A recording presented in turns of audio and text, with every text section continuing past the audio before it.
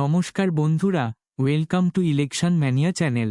আজ আমরা আলোচনা করব 268 নম্বর পূর্বস্থলী দক্ষিণ বিধানসভা কেন্দ্র নিয়ে। 2014 সালের লোকসভা নির্বাচনে এই কেন্দ্র থেকে তৃণমূলের প্রাপ্ত ভোট 50.76%, বিজেপির অপ্রাপ্ত ভোট 13.09%, বামফ্রন্টের প্রাপ্ত ভোট 30.56% এবং কংগ্রেসের প্রাপ্ত ভোট 2.34%।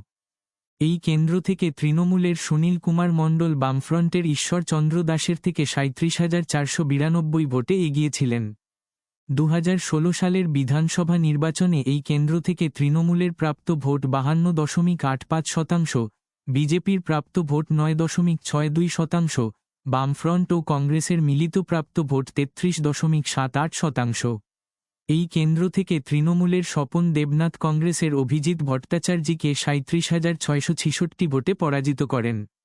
2019 সালের লোকসভা নির্বাচনে এই কেন্দ্র থেকে তৃণমূলের প্রাপ্ত ভোট 48.87%, বিজেপির প্রাপ্ত ভোট 38.19%, বামফ্রন্টের প্রাপ্ত ভোট 8.7% এবং কংগ্রেসের প্রাপ্ত ভোট 2.42%। এই কেন্দ্র থেকে তৃণমূলের সুনীল কুমার মণ্ডল বিজেপির পরেশ চন্দ্র দাসের থেকে 21,908 ভোটে এগিয়েছিলেন।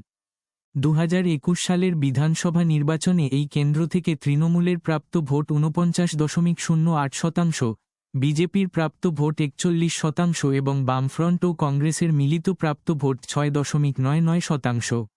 এই কেন্দ্র থেকে তৃণমূলের স্বপন দেবনাথ বিজেপির রাজীব কুমার ভৌমিককে 17,410 ভোটে পরাজিত করেন।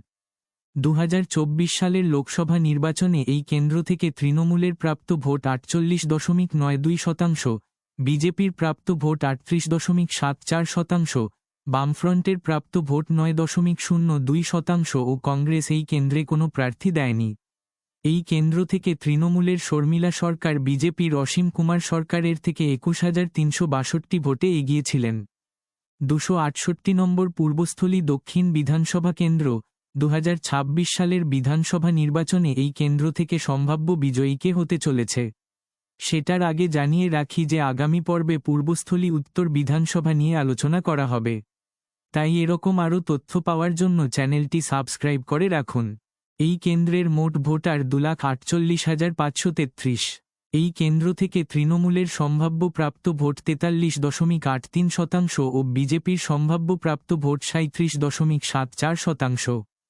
268 নম্বর পূর্বস্থলী দক্ষিণ বিধানসভা কেন্দ্র। 2026 সালের বিধানসভা নির্বাচনে এই কেন্দ্র থেকে সম্ভাব্য বিজয়ী হতে চলেছে। এখন পর্যন্ত আলোচিত 93টি কেন্দ্রের ফলাফল।